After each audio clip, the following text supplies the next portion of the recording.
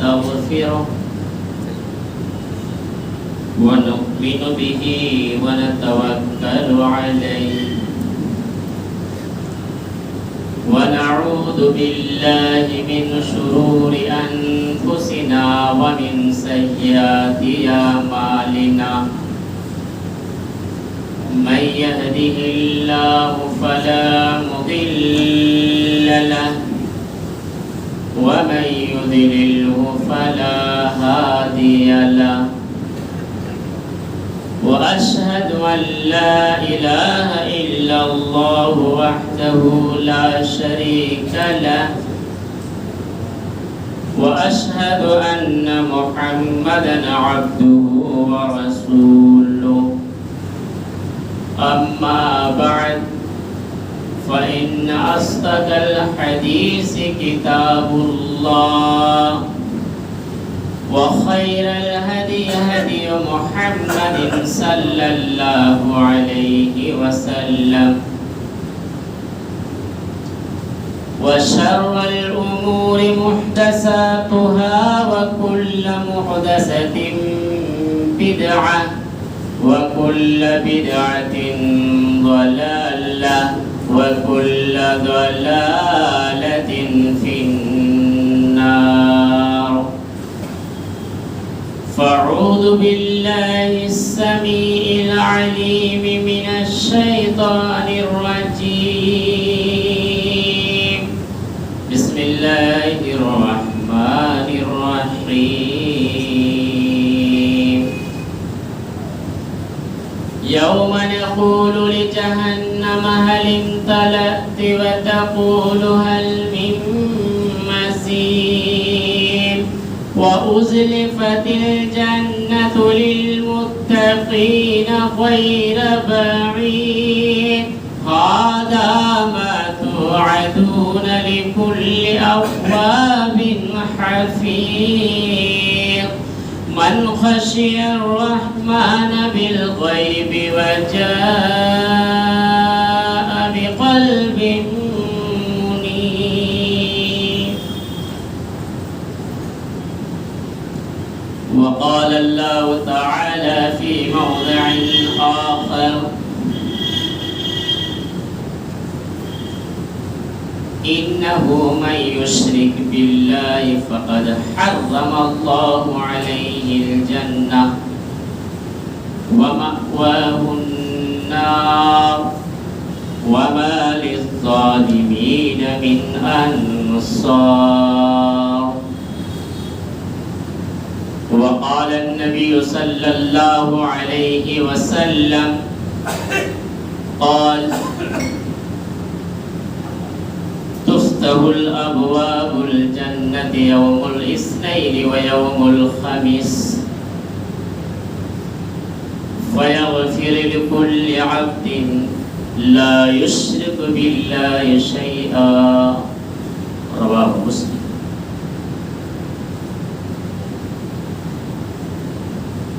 تمام اسم کی تعریف و توصیف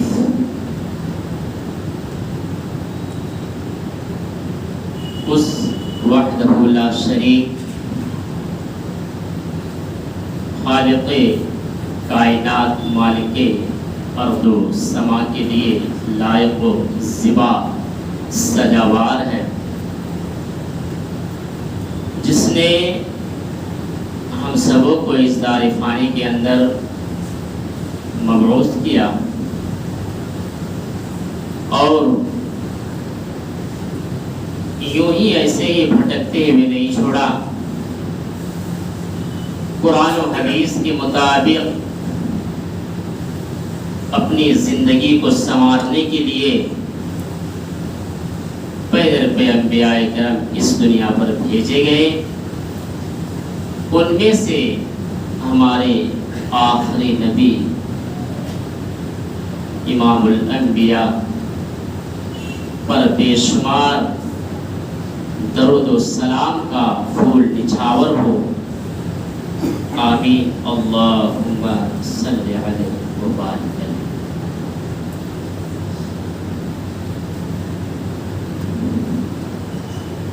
محترم سامعین کرام،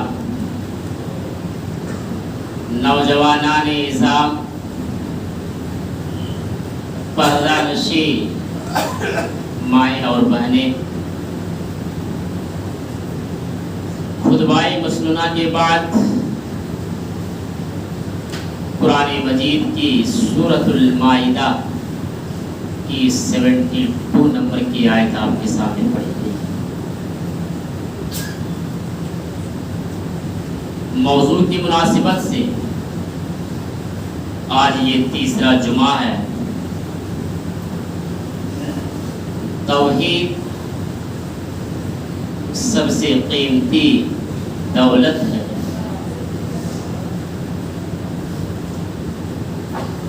बहुत सी ऐसी बातें आपके सामने वजाहत की गई है, लेकिन आज के इस खुतबाए जुमा में इस मुख्तसर से वक्त में चंद बातें मैं आपके सामने पेश करूँगा। उससे कबल अल्लाह रब्बुल आलमीन से हम सब ये दुआ करें कि परवरदिगार आलम हमें और आपको सुनने, समझने और अपनी आर्जी और वक्ती ज़िंदगी में अमल करने की तौफीक दे।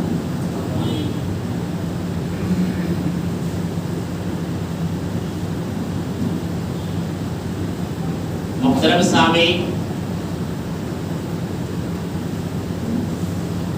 हमें और आपका इस दुनिया में आने का मकसद क्या है? क्या हम खाए पिए, हमारे कारोबार अच्छे चले, यही हमारा दुनिया में जीने का मकसद है? अभी ये माइक जो आप तक आवाज़ पहुंच रही है, इस माइक का काम है कि आवाज़ आप तक पहुंचाना है। अगर ये आवाज़ ही सही से ना दे और ख़राब हो जाए तो हमारा मकसद क्या है? इस माइक को उखाड़ के फेंक दो, ये किसी काम के नहीं। तो जिस परवरदिगार आलम ने हमें और आपको इस दुनिया में भेजा है, तो इसका भी तो कुछ मकसद है। तो यूं ही हम दुनिया में आ गए, खाए पिए ऐश करें, ये हमारी ज़िंदगी का मशाला? तो इसका भी मकसद है, इसका जवाब कुरान देता है। आइए देखते हैं कि हमारा दुनिया में आने का मकसद क्या है। अल्लाह रब्बुल आलमीन ने कुरान मजीद के अंदर बता दिया, वमा खलक़तुल जिन्ना वल इंसा इल्ला लियअबुदून। ऐ मेरे बंदो, तुम जिस दुनियावी जिंदगी में सांस ले रहे हो, वमा खलक़तुल जिन्ना वल इंसा इल्ला लियअबुदून, ऐ मेरे बंदो, तुम सिर्फ और सिर्फ मेरी ही बंदगी करो, मेरी ही इबादत करो, मेरी ही तौहीद की राह को अपनाओ, एक अल्लाह ही पर एतमाद करो।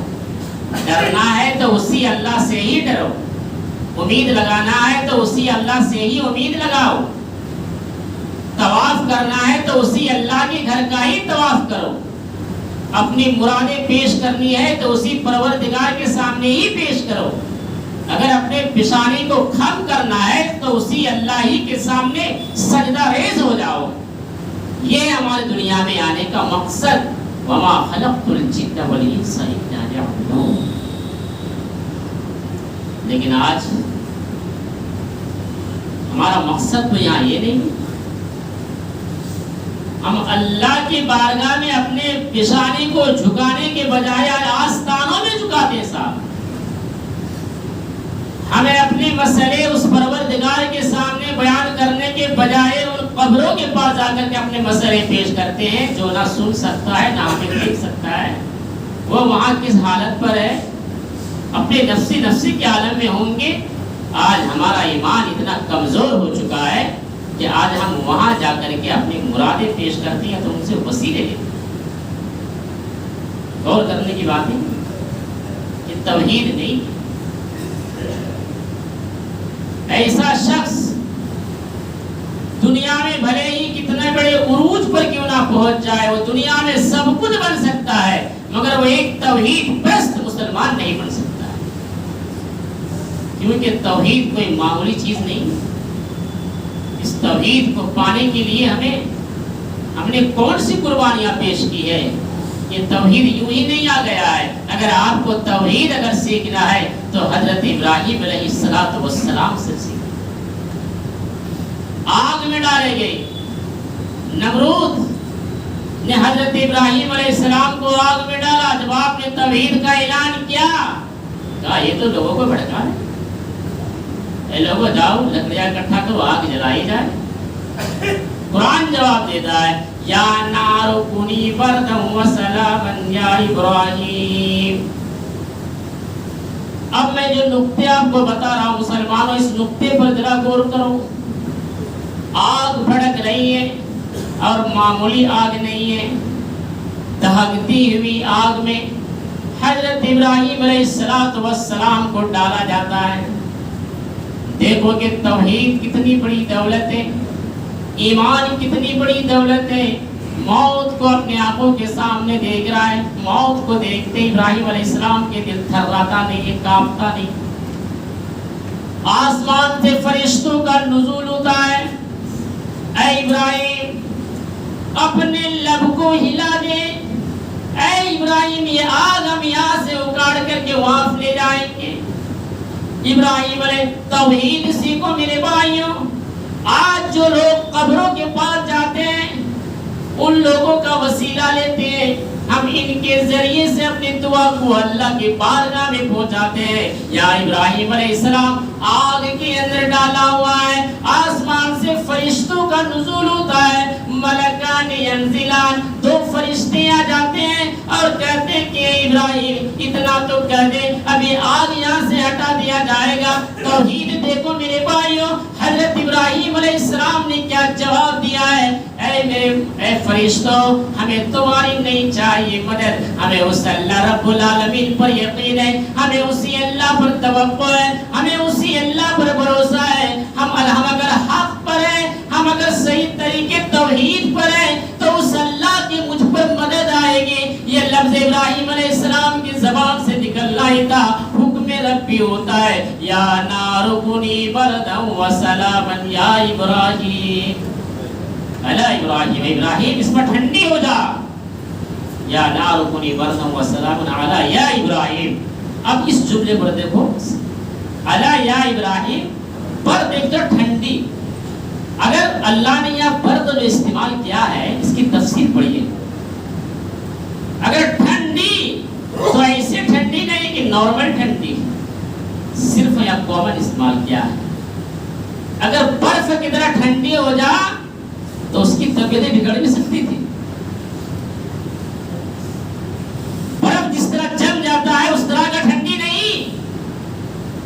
آگ تو جل رہی ہے مگر دنیا والے دیکھیں اس منظر کو کہ ابراہیم اس دہکتی ہوئی آگ میں بیٹھا ہے نمرود کی, اور جب آگ بھڑک رہی ہے لوگ سوچ رہے ہیں وہاں کھڑے ہوئے, کہا کہ اب تو یہ جل کر کے کوئلہ ہو چکا ہوگا. جیسے آگ اپنی رفتار کو کم کرنا شروع کر دیتا ہے. ابراہیم کو کیا دیکھتے وہ مسکرا رہا ہے, اس کے جسم کے ایک بال بھی دیکھا نہیں. یہ توحید.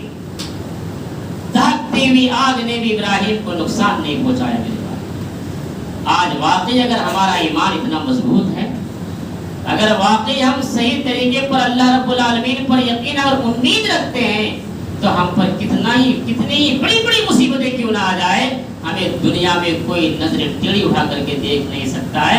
اللہ کی مدد اس پر ضرور آئے, کیونکہ یہ جواب بھی قرآن دیتا ہے وَلَا تَهِنُوا وَلَا تَحْزَنُوا وَأَنْتُمُ الْأَعْلَوْنَ إِن كُنتُم مُؤْمِنِينَ. اے مسلمانوں تم کم نہ کرو, پریشان نہ ہو جاؤ, ہم تمہیں بلندی دیں گے, سربلندی عطا کر دیں گے, لیکن اللہ رب العالمین نے ایک شرط لگایا ان کنتم مومنین, تم مجھے پہلے ایمان والے بن کے دکھاؤ. مومن کا شرط اللہ نے مانگا ہے, اور یہ مومن اسی وقت ہو جاتا ہے جب یہ مومن صحیح طریقے پر توحید سے واقف ہو. اس کے پیروں میں کانٹا بھی چبھے لیکن مومن کبھی یہ گوارا نہ کرے کہ اس راستے میں کانٹا پڑا ہوا تھا, اس نے میرے پیر کو نقصان پہنچا دیا ہے. اے کانٹا تو میرے پیر میں بھلے ہی چبھا ہے, یہ اللہ کے اختیار میں, یہ اللہ کی مرضی سے ہونا تھا, بس ہو گیا, بہتر اللہ ہی کرے گا. لیکن مومن کی زبان سے جملے نکلتے ہیں. آج تھوڑی سی مصیبت مصیبتیں ہمارے گھروں میں آ جائے تو ہماری پیر زمین میں گھسکنے لگتی، ہم ایمان سے ڈگمگانے لگتے ہیں۔ یہ بھی ہو سکتا ہے کہ اللہ رب العالمین ہمیں آزما رہا ہے، امتحان لے رہا ہے، اور رب العالمین نے ہمیں تو آزمائے گا، کہ ہم اس پروردگار نے نبیوں کو بھی نہیں چھوڑا ہے۔ کتنی بڑی بڑی امتحانات کو اسے اتارنا پڑا، تب جا کر کے توحید ایسے نہیں ہے، اور ہر ایک کو یہ توحید نصیب بھی نہیں ہوتا ہے۔ تو آج بہت سے لوگ یہ دعویٰ کرتے ہیں کہ ہم تو توحید پرست ہیں، لیکن توحید پرست منہ سے دعویٰ کرنا ایک مثالی مسلمان کی دلیل نہیں ہے۔ اگر ایک توحید پرست سے کتاب اللہ اور سنت رسول پر اس طرح سے عمل کرتا ہے، میں مثال سے آپ کو سمجھا رہا ہوں، اب اس مثال کو ذرا غور کیجیے۔ مثال کے طور پر جیسے کہ کوئی غلط کھانا پکاتا ہے، چلو 11ویں کے ڈیگ لے لو، 12ویں کے لے لو، کسی کی قرآن کھانی ہی لے لو، یہ سب تو حدیث قرآن میں تو ہے ہی نہیں، لیکن مسلمانوں میں چل رہا ہے، چل رہا ہے، بڑے شوق سے لوگ کر رہے ہیں، نئے گھر بنائے، دکان کل سے شروع کرنی ہے، 4-5 بلا لیے، بیٹھ کے گروہ بنا کر کے پڑھ رہے ہیں سب کو قرآن، چل رہا ہے۔ آپ تو مجھ سے بہتر جانتے ہیں یہ مسئلہ کیا مقصد ہے آپ کا، کیا آپ مسلمان نہیں ہیں؟ میں آپ سے پوچھنا چاہتا ہوں، کیا آپ کی زبان میں وہ تاثر نہیں ہے جو آپ بھی اس گھر میں بیٹھ کے قرآن پڑھ سکیں؟ تو پھر دوسرے کو بلا کر کے قرآن پڑھانے کی کیا مقصد ہے آپ کا؟ آپ کا مقصد تو یہی ہے کہ برکتیں بکھرے گی۔ میرے بھائیوں، برکتیں نہیں بکھرے گی بلکہ آپ کی برکتیں وہ چلی جائیں گی، جو آنے والی ہے نا وہ بھی اور آپ کی حرکتوں سے اللہ چھین لے گا وہ، کیونکہ جو چیز نہ نبی سے ملتا ہے، نہ قرآن سے، نہ حدیث سے، آپ تو اپنی منمانی اس کو اضافہ کر رہے ہیں، یہ آپ نے اس کو دین کے اندر جوڑ رہے ہیں۔ یہ کوئی دین کوئی طریقہ ہے کیا؟ قرآن خوانی، اب قرآن کی آیت کو پڑھیے، انسان کے اپنے عمل وہاں کامیاب دے گا۔ فَمَن يَعْمَلْ مِثْقَالَ ذَرَّةٍ خَيْرًا يَرَهُ وَمَن يَعْمَلْ مِثْقَالَ ذَرَّةٍ شَرًّا يَرَهُ۔ سورہ زلزال پڑھیے اس آیت کو۔ اب ایک بار قرآن کیا 1,00,000 بار قرآن ختم کر دو، وہاں ایک بھی ثواب آپ کو نہیں ملے گی، میں بلکہ یہ کہہ دوں 40 کوڑی کے برابر آپ کو ثواب ملے گا، کیونکہ آپ نے قرآن تو پڑھا مگر وہ طریقے پر آپ نے قرآن نہیں پڑھا، جو طریقے ہمارے آخری نبی نے بتلایا ہے، اس راستے سے ہٹ کے آپ نے عمل کیا ہے، اس لیے آپ کو ثواب یہاں نہیں ملے گا۔ اس جملے کو نوٹ کر لیجیے گا اچھی طرح سے،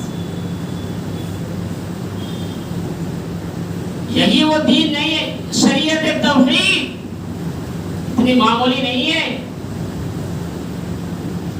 اللہ رب العالمین ہمیں کیا، جو ہمارے اور آپ کے آخری نبی ہیں، خاتم النبیین ہے، سید المرسلین ہے، ساقی کوثر ہے، ایسی شخصیت کو بھی اللہ رب العالمین نے دھمکی دی ہے، وارننگ دی ہے۔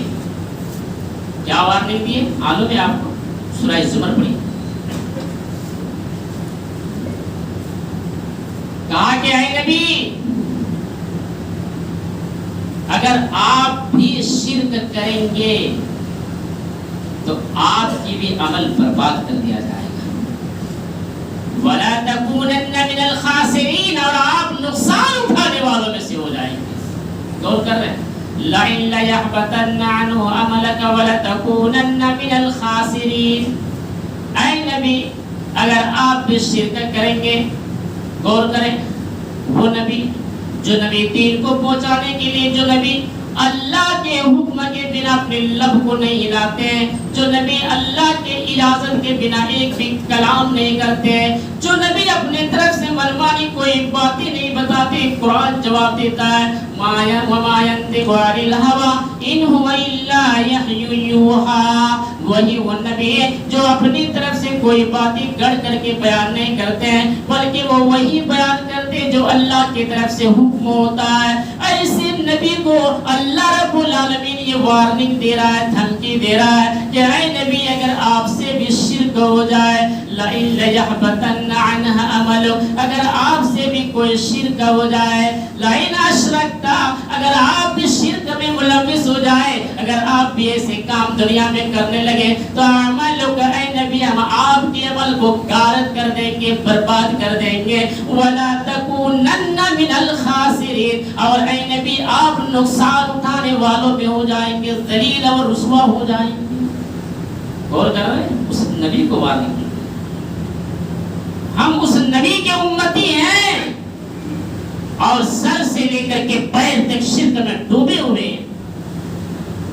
اب ہمارا عمل کیا ہو رہا ہے؟ یہ آیت اس بات کی دلیل ہے کہ شرک کرنے والا اس کی ایک بھی عمل اللہ کی بارگاہ میں قابل قبول نہیں ہے۔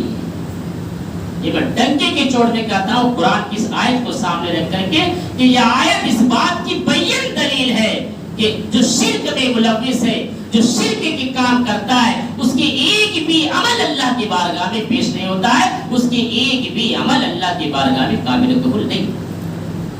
اب مسلمانوں کی اتنی بڑی بات اللہ رب العالمین نے قرآن کی اس آیت میں کیا؟ اب ذرا بتاؤ، جو لوگ ایسے کام کرتے ہیں جو دین سے ہٹ کے ہیں، جو شریعت میں نہیں ہے، میں جتنا اب تک پڑھ رہا ہوں سب قرآن کی آیتیں پڑھ رہا ہوں، اب تو میں حدیث نہیں پڑھا، یہ 3-4 جو پوائنٹس دیا نا وہ سب قرآن کی آیتیں ہیں۔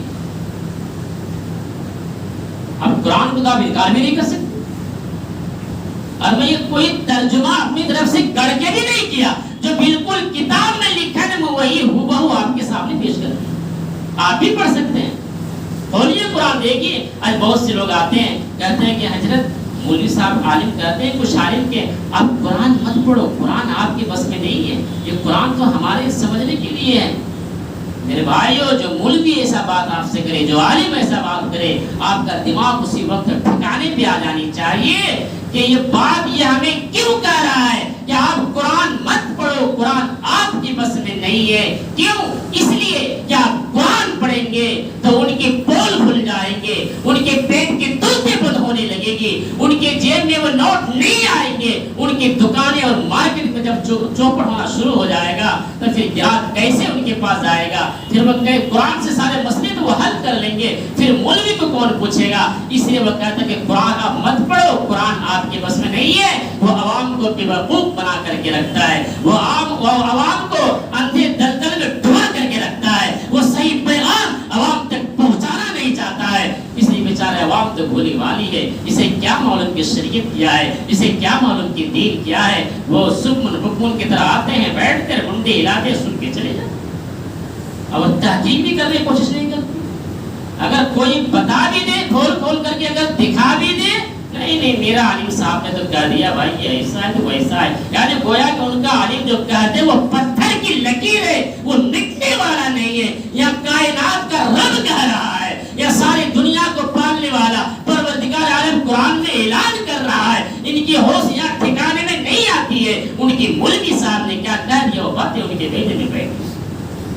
یہی تو سب سے بڑی گمراہی ہے مسلمانوں۔ کھولو اپنے آنکھیں اور ذرا آؤ روشنی کی طرف، آؤ اجالے کی طرف، ہم تمہیں صحیح راہ دکھلانا چاہتے ہیں۔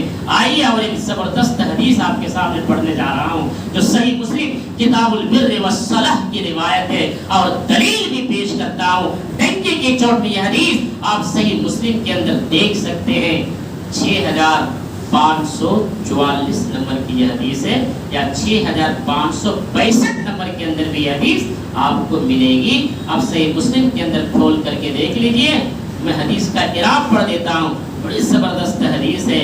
اور جو لوگ شرک کرتے ہیں، جو لوگ غیر عقیدے میں اپنی زندگی کو گزار دیتے ہیں، جو لوگ اپنی آنکھوں کو کھولنا نہیں چاہتے ہیں، وہ ذرا غور سے سنیے اللہ کے نبی صلی اللہ علیہ وسلم کا کیا پیغام ہے۔ اللہ کے نبی کا ارشاد گرامی ہے، تفتح الابواب یوم الاثنین و یوم الخمس، جنت کے دروازے کھولے جاتے ہیں۔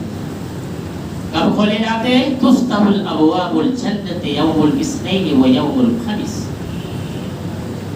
پیر یعنی سوموار اور جمعرات کے دن جنت کے دروازے کھول دیے جاتے ہیں۔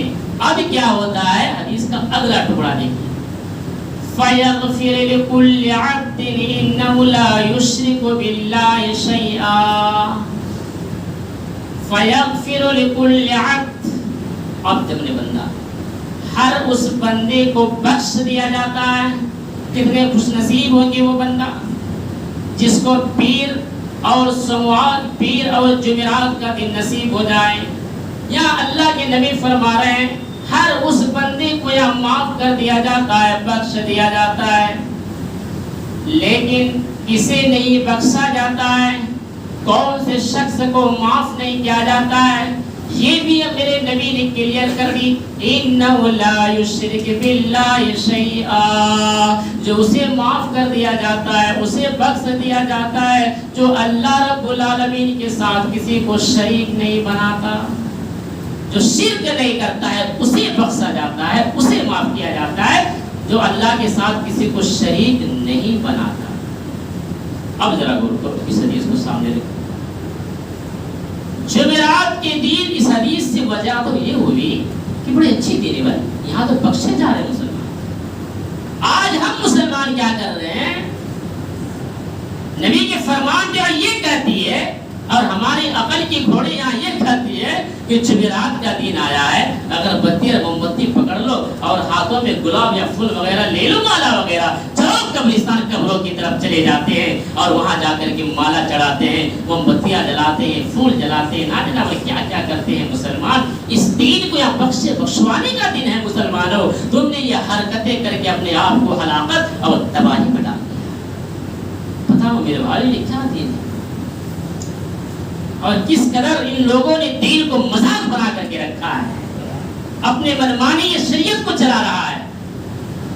ڈرو اللہ سے, ڈرو, کچھ تو احساس کرو اس پروردگار سے.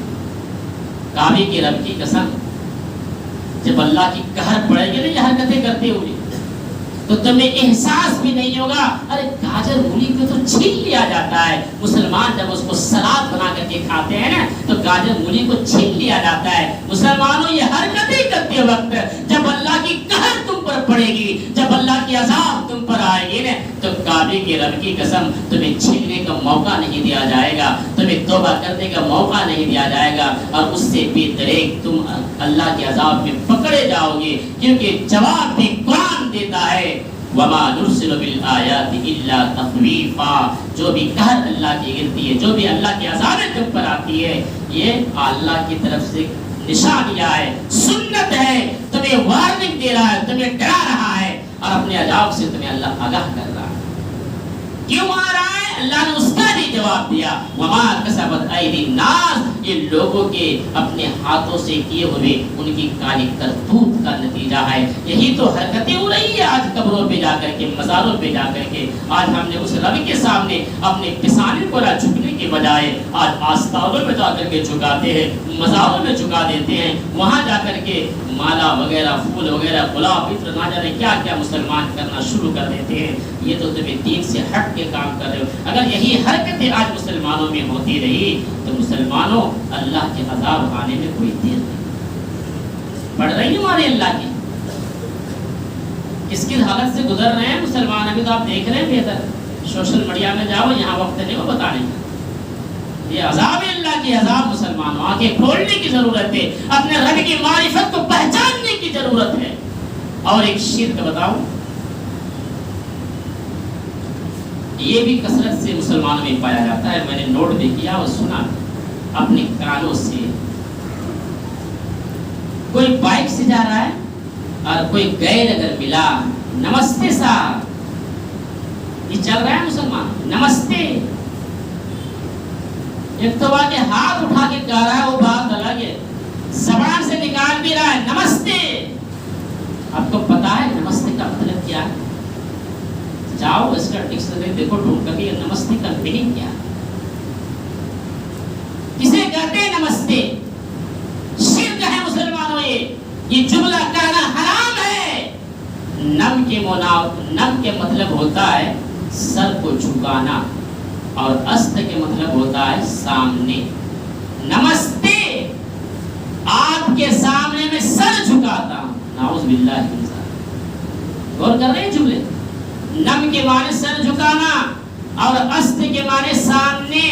تو کیا ترجمہ ہوا؟ نمستے, آپ کے سامنے سر جھکاتا ہوں. مسلمانوں یہ پسانی کوئی ایسی گیرو پسانی نہیں ہے. یہ پسانی اگر جھکے گی تو صرف اس پروردگار کے سامنے جھکے گی, اور کائنات مسلح کو چھوڑ کر کے کسی کے سامنے جھکنے والی نہیں ہے. یہ جھکنے ہی کی وجہ سے میرے نبی کے ان صحاباؤں نے کتنے صحابہ کے واقعات ہمارے آنکھوں کے سامنے تاریخ ہمیں بتلاتا ہے کہ ان صحاباؤں نے صرف اپنی زبان سے ایک لفظ کو ہلانے کے لیے کہ کوئی شرکیہ جملہ ہمارے زبان سے استعمال نہ ہو جائے اپنی گردنیں کٹوانا گوارا کر لیا, مگر وہ جملے نکالنا کبھی پسند نہیں کیا ہے. آج ہماری ایمان کس قدر مر چکی ہے, آج ہمارا دل کس قدر مردہ ہو چکا ہے, آج ہم کس قدر اندر سے ٹوٹ چکے ہیں, آج ہم شریعت سے کتنے دور جا چکے ہیں کہ ہم کیا جملے کر رہے ہیں یہ بھی ہمیں پکڑ میں نہیں آ رہا ہے.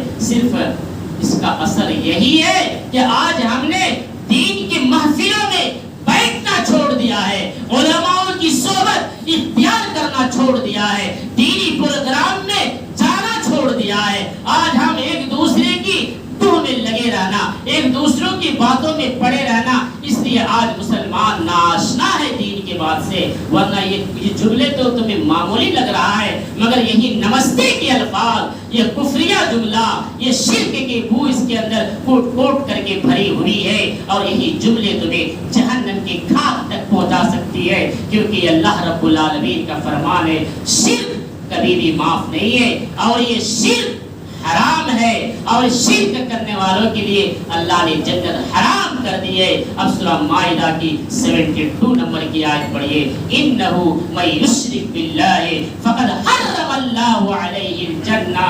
جو شخص شرک کرتا ہے یہ شرک اللہ رب العالمین نے حرام قرار دیا ہے, ایسے لوگوں کے لیے جنت. میرے بھائیو غور کرو, یہ شرک تمہیں جہنم کے خاک تک پہنچا رہی ہے. اس لیے ہمیں اور آپ کو توحید کو سمجھنا ہے, ہمیں اور آپ کو توحید کی دعوت کو مضبوطی کے ساتھ تھامنا ہے. چاہیے ہم پر کتنی بڑی بڑی آندیاں کیوں نہ چلے, مصیبتیں کیوں نہ آ جائے, ہماری پیر اگر ٹکڑے ٹکڑے بھی ہو جاتا ہے اپنے جسم کا کٹانا گوارا کر لیں گے, مگر اللہ کو چھوڑ کر کے اللہ کے سامنے کسی اللہ کے حاضر و ناظر رکھتے ہوئے میں یہ جملے اعلان کرتا ہوں, مسلمانوں تمہیں اگر بوٹی بوٹی بھی کر دیا جائے, تمہیں اگر کیوی کیوی بنا دیا جائے, اور کوئی کہہ دے کہ اپنے ایمان سے مکر جا, تو کٹنا گوارا کر لینا, مگر اللہ کو چھوڑ کر کے کسی غیروں کے سامنے جھکنا مت, اللہ کو چھوڑ کر کے کسی غیروں کو مشکل کشا سمجھنا مت, اللہ کو چھوڑ کر کے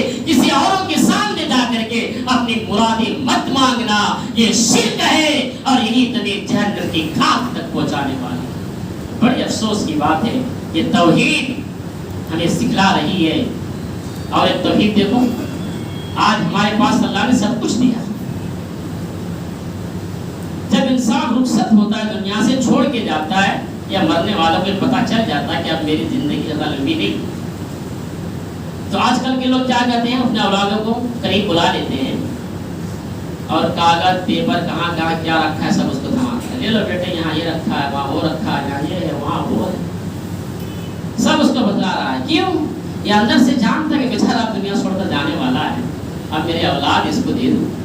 آؤ توحید دیکھو میرے بھائی, کتنی بڑی دولت ہے توحید. حضرت یعقوب علیہ السلام سے سیکھو, جب اس کا رخصتی کا وقت آتا ہے اپنے اولادوں کو اکٹھا کرتا ہے حضرت یعقوب علیہ السلام. اور کیا جملے کہا انہوں نے, مسلمانوں توحید دیکھو, اے میرے بیٹے, میرے گزر جانے کے بعد, میرے چلے جانے کے بعد دنیا سے تم کون سی راہ کو اپناؤ گے, تمہارا طریقہ کیا ہوگا.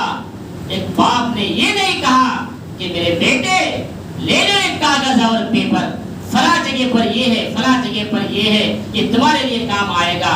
باپ اگر اپنے اولاد کو کچھ دے کے جا رہا ہے تو وہ توحید سکھلا رہا ہے.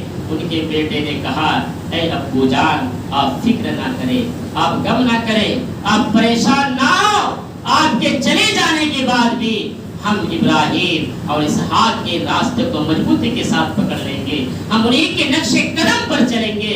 اب غمگین نہ ہوئیے, پریشان نہ ہوئیے. یہ ہے توحید. یہ واقعہ اس بات کی کوئی دلیل ہے کہ جب باپ اپنے اولاد کو اگر کوئی تعلیم دینا چاہے تو وہ سب سے پہلے توحید کی تعلیم دے, وہ توحید کو بتلائے کہ یہ توحید کو مضبوطی کے ساتھ پکڑ لو, اسی میں تمہارے لیے کامیابی ہے, اسی میں تمہارے لیے دنیا بھی کامیاب اور آخرت بھی کامیاب. لیکن آج یہاں کیا باپ توحید بتائے گا؟ جو باپ خود اپنے بیٹا کو تعویذ بنواتا ہے، دھاگا بنواتا ہے اور شرک کرواتا ہے، وہ خود اپنے آپ کو کروانے کے لیے تیار ہے، تو اپنے اولاد کو کیا تعویذ بنوا، کیا وہ توحید کی تعلیم دے گا کہ بیٹی یہ توحید ہے؟ وہ خود توحید نہیں سمجھتا کہ توحید کسے کا۔ یہ حالت آج مسلمانوں کی ہو چکی ہے۔ اس لیے میرے بھائیوں، توحید ہی وہ دولت ہے جس کی وجہ سے انسان خوشخرم رہ سکتا ہے، دنیا کے اندر بھی اور اخروی کے اندر بھی۔ توحید وہ ایک سب سے بڑی دولت ہے دنیا میں۔ اگر کسی کے پاس توحید مل گیا نا تو وہ انسان کامیاب ہے، اس کی دل کی یہ خوشی بتلا دے گی، اس کی فرحت اتنی چمکدار ہوگی دل کے اندر سے، اس قدر وہ حساس اور بساس ہوں گے کہ وہ آنکھوں سے دیکھ رہا ہے کہ یہ ظلم ہو رہا ہے، یہاں مسلمان کٹنے والے ہیں، مرنے والے ہیں، مگر ان کے جسم میں ذرہ برابر بھی حرارت اور جنبش حرکتیں ہونی نہیں آئے گی۔ کیوں؟ کیونکہ توحید کو اس نے پا لیا ہے۔ یہ بندہ جانتا ہے کہ اس کی مدد اللہ پر ضرور ہے۔ توحید پر چلنے والوں کو اللہ بیکار نہیں چھوڑتا۔ بہت سی دلیلیں ہیں۔ غزوہ بدر کی لڑائی میں کتنے مسلمان تھے سب کو پتا ہے۔ توحید والے تھے، ہزاروں سے زائد کفار تھے، اور 313 تاریخ میں آتا ہے کہ مسلمان تھے مگر توحید پر تھے، ایک اللہ کو ماننے والے تھے۔ جب میدان میں اترے تو کتے اور چوہوں کے شکل میں بھگایا۔ مسلمانوں نے بڑی تعجب ہونے لگا، کہا کہ یار اتنی کم تعداد میں، اور تعجب یہاں ہے بچے بوڑھے جوان مل کر کے گنا گیا، تب 313 سامان بھی نہیں مقابلہ کے لیے۔ اللہ کے بغیر کیسے آئے آپ سب جانتے ہو، آسمان سے فرشتوں کا نزول ہوا، بہت جنگ کی لڑائی ہوئی، مگر کامیابی کیوں ملی؟ وہ توحید والے۔ اس لیے میرے بھائیوں، یہ توحید یہ وہ ہتھیار ہے جو ہر مقابلہ کو اپنے گرفت میں لے لیتا ہے اور کامیابی کی قدم چومتا ہے۔ اس لیے ہمیں اور آپ کو چاہیے کہ توحید سے کبھی بھی انحراف نہ کرے، توحید سے کبھی بھی مکر نہ جائے۔ ہمارا ایمان اس قدر ہو کہ ہمیں مصیبت بھی اگر پڑ رہی ہے تو کسی اور کے سامنے نہ ہاتھ پھیلائے۔ اور ایک زبردست واقعہ توحید کے اوپر یہاں وقت بتانے کا نہیں ہے، انشاءاللہ پھر میں کبھی بتا دوں گا۔ توحید کی ایک اور پوائنٹ جو تورات کے اندر موجود ہے آج بھی، اسے بھی ہمیں ایک زبردست نصیحت ملتی ہے، انشاءاللہ پھر وقت ملا تو اس کے لیے بھی میں آپ کے سامنے پیش کروں گا۔ اس میں بھی ہمیں بہت بڑی نصیحت ملتی ہے توحید۔ اللہ رب العالمین سے آپ دعا کریں کہ پروردگار عالم ہم تمام لوگوں کو کہی ہوئی باتوں پر عمل پیرا ہونے کی توفیق عطا فرما۔ قرآن و حدیث یہ ہماری زندگی کی اساس ہے، انہیں مضبوطی کے ساتھ پکڑے رہنے اور اپنی زندگی میں عملی جمع بنانے کی توفیق عطا فرما۔ آمین۔ بارک اللہ لنا ولکم فی القرآن العظیم ونفعنا وإیاکم بالآیات والذکر الحکیم انہ تعالی شبعۃ کریم ولکم بالرؤوف الرحیم ورب الحلیم۔